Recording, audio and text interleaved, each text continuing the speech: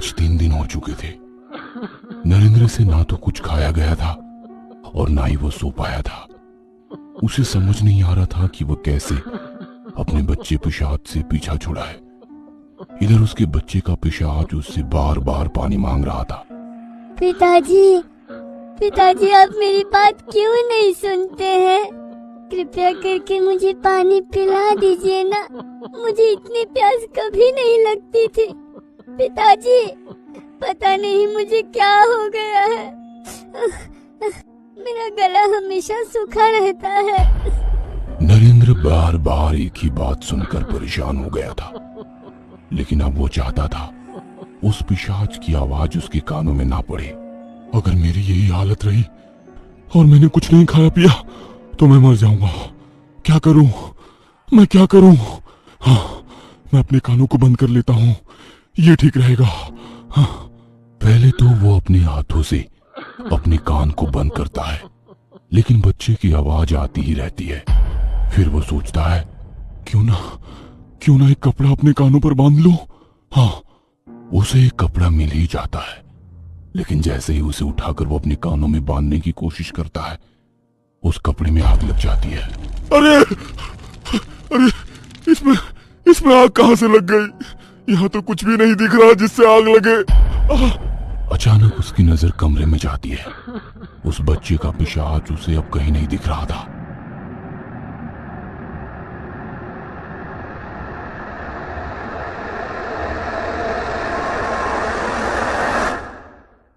पिताजी, पिताजी, अब तो पानी पिला दीजिए ना।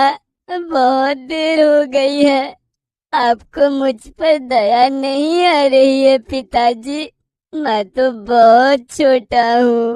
ओह, आपको दया कहाँ से आएगी? आपने तो मेरा गला काट दिया। लेकिन पिताजी, ऐसा क्यों किया आपने? मुझसे कुछ गलती हुई थी क्या? अगर गलती हुई थी तो क्या आप गला काट देंगे? नरेंद्र बच्चे की बात का क्या जवाब देता, क्योंकि उसने वो गलती की थी जिसे सुधारने की शक्ति तो ईश्वर के अलावा किसी में नहीं थी। नरेंद्र खुद रोता, खुद ही अपने आंसू पोंछता, कभी पागलों की तरह खिलखिलाकर हंसने लगता। 2 दिन और बीते। 2 दिन बाद नरेंद्र के दिमाग में एक बात आई। क्यों ना इस बच्चे के पिशाच को पानी पिला दूं? क्या पता उसके बाद इसे मुक्ति मिल जाए। हाँ, ये ठीक रहेगा, क्योंकि पानी पीने की इसकी इच्छा अधूरी रह गई थी। शायद इसलिए ये पिशाच बन गया है। हाँ, ये ख्याल आते ही उसने पास में रखी खाली जग की ओर देखा और उसे लेकर भागते हुए रसोई में गया। बच्चे का पिशाच उस समय उसके कांधे पर चढ़ा हुआ था। नरेंद्र ने जैसे ही पानी निकालने के लिए नल खोला तो उससे पानी की जगह खून निकल रहा था। अरे ये क्या है? नल से पानी की जगह ये लाल लाल क्या निकल रहा है? अरे ये तो खून है। उसने जग को वहीं फेंका और भागकर घर के अंदर आया। उसने फ्रिज खोला, लेकिन फ्रिज खोलते ही उसे वहां पर बच्चे का कटा सिर हंसता हुआ दिखा। वो बहुत डर गया, लेकिन उसने उस तरफ ध्यान ना देकर उससे पानी की बोतल निकाली। लेकिन ये क्या, इन बोतलों में भी पानी नहीं थी, उसमें भी खून भरा हुआ था। यह देखकर उसके हाथ से बोतल छूट गई और बोतल में भरा सारा खून फर्श पर बिखर गया। तभी नरेंद्र देखता है कि उन बोतलों में फिर से खून की जगह पानी दिखाई देने लगा। वो तुरंत एक गिलास में पानी निकालकर पिशाच को देता है, लेकिन ये क्या, नरेंद्र जब भी उसे पानी देता है तो वो गिलास उस पिशाच के आर पार चला जाता है। यह देखकर नरेंद्र चीख मारकर बेहोश हो गया। जब वो होश में आया तो उस बच्चे का पिशाच उसकी छाती पर सोया हुआ था। जैसे ही नरेंद्र ने आंखें खोली, बच्चे का पिशाच भी जाग गया और फिर से अपनी वही बातें दोहराने लगा।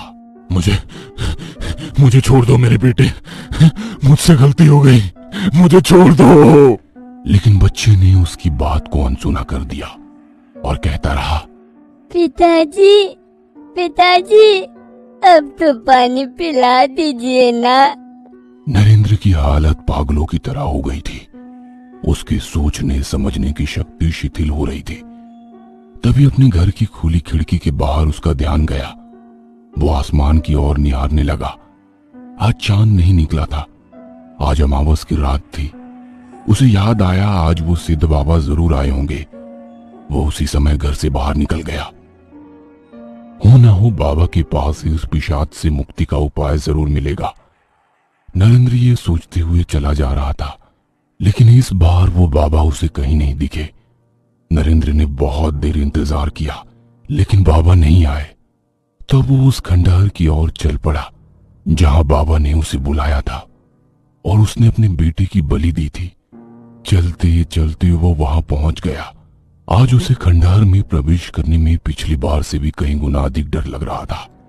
पिछली बार तो उसका बच्चा जीवित था, लेकिन इस बार इसका पिशाच उसके साथ चल रहा था। तभी बाबा की आवाज आती है, नरेंद्र, तुम आ गए? नरेंद्र को बहुत आश्चर्य होता है। उनकी आंखें तो बंद है, फिर उन्हें कैसे पता चला कि मैं आया हूं? नरेंद्र, बहुत सारे सवाल लेकर आया है ना तू। आज तुझे सारे सवालों का जवाब दूंगा। बाबा, मुझे इस बच्चे की पिशाच से मुक्ति दिला दीजिए। मैं तंग आ चुका हूँ, मुझसे बहुत बड़ा पाप हुआ है। मुझे मुक्त कर दो बाबा, इस बच्चे के पिशाच से मुक्त कर दो मुझे। नरेंद्र, मैंने कहा था ना, ये सिद्धि नहीं श्राप है, पर तू ही नहीं माना, जैसे कई साल पहले मैं नहीं माना था।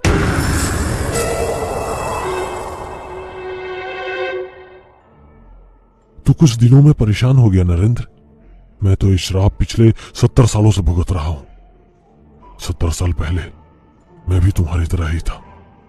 मुझे भी सब कुछ चाहिए था, सारी खुशियां चाहिए थी, धन चाहिए था, दौलत चाहिए था। तो मैंने भी वही किया था जो तूने किया।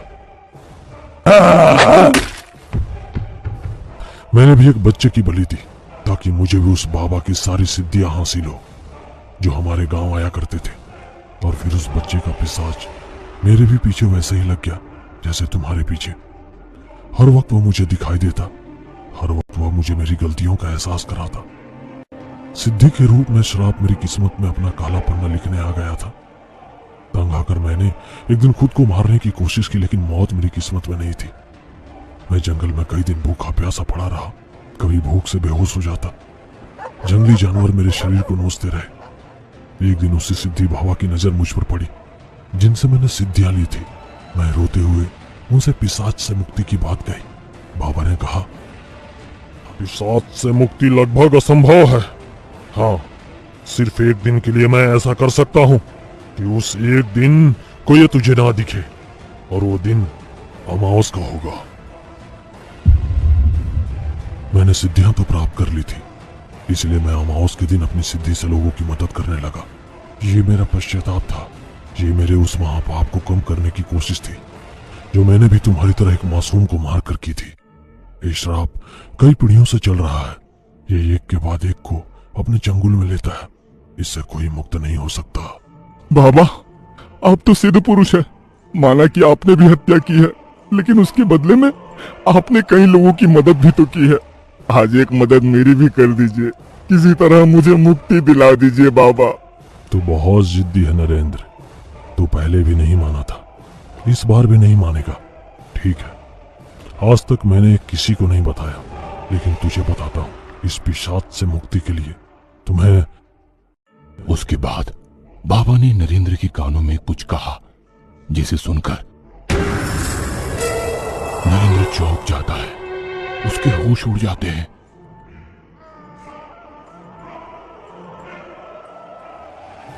लेकिन नरेंद्र को किसी भी कीमत पर मुक्ति चाहिए थी, इसलिए वो निकल पड़ता है किसी की तलाश में। वो गांव गांव घूमता है। इस बीच बच्चे का पिशाच भी उसके साथ ही रहता है। कई दिनों की अंतहीन तलाश उस दिन खत्म हो जाती है जब नरेंद्र की मुलाकात दीपचंद नाम के आदमी से होती है। वो भी नरेंद्र की तरह ही बाबा जी की सिद्धि प्राप्त करने के लिए आतुर हो जाता है। तब नरेंद्र उससे कुछ सवाल करता है। नरेंद्र उससे पूछता है, क्या तुम्हारी शादी हुई है? वो बोलता है, हाँ, बच्चे हैं। इसका जवाब भी वो हाँ में देता है। तब नरेंद्र उससे कहता है, अगली अमावस की रात तुम अपने बच्चे से उपवास करवाना। और बच्चे को खाली पेट लेकर मेरे पास खंडहर में आना, और हाँ, उसकी पसंद की कोई मिठाई भी जरूर लाना। अमावस की रात आ जाती है। दीपचंद अपने बच्चे को लेकर खंडहर में पहुंच जाता है। सब कुछ पहले की तरह होता है, जैसा कि नरेंद्र ने अपने बच्चे की बलि के पहले किया था। दीपचंद की बच्चे को देखकर नरेंद्र की आंखों के आगे अपने बच्चे का चेहरा घूमने लगता है। नरेंद्र पहले बच्चे को उसकी पसंद की मिठाई खिलाने को कहता है। दिन भर का भूखा बच्चा जल्दी जल्दी करके मिठाई खाने लगता है। तब नरेंद्र दीपचंद से कहता है, बेटे के पानी मांगने से पहले उसका सिर धड़ से अलग कर दे। ये सुनकर दीपचंद कांप जाता है, लेकिन उसे तो सिद्धि की प्यास थी, इसलिए वो अपने बच्चे की बलि के लिए तैयार हो जाता है। फिर जैसे ही नरेंद्र दीपचंद के हाथों में तलवार देने वाला होता है, तभी एक एक कर पुरानी सारी चीजें उसकी आंखों के आगे फिर से घूमने लगती है। उसकी आंखों में आंसू आ जाते हैं। फिर उसे उस दिन बाबा जी द्वारा उसके कानों में कई बात याद आती है। तू चाहता है कि श्राप का सिलसिला थम जाए, फिर से किसी निर्दोष बच्चे की बलि ना चढ़े तो तुम्हें खुद की बलि देनी होगी। फिर नरेंद्र बच्चे की ओर मुस्कुरा कर देखता है, फिर दूर बैठे अपने बच्चे को पिशाच की ओर भी मुस्कुरा कर देखता है और कहता है, बेटा, उस रात ना जाने कौन सा शैतान मेरे ऊपर हावी हो गया था, जो मैंने तुम्हें मार डाला। लेकिन मैं तुमसे बहुत प्यार करता हूं बेटे, इसलिए आज से ये वादा करता हूं कि अब से कोई निर्दोष नहीं मरेगा। हाँ। उसके बाद एक पल में उसी तलवार से वो अपनी गर्दन काट लेता है। उसका कटा सिर जमीन पर थोड़ी देर तड़पता है, फिर शांत हो जाता है। उसके बच्चे का पिशाच नरेंद्र का शव देखकर रोने लगता है।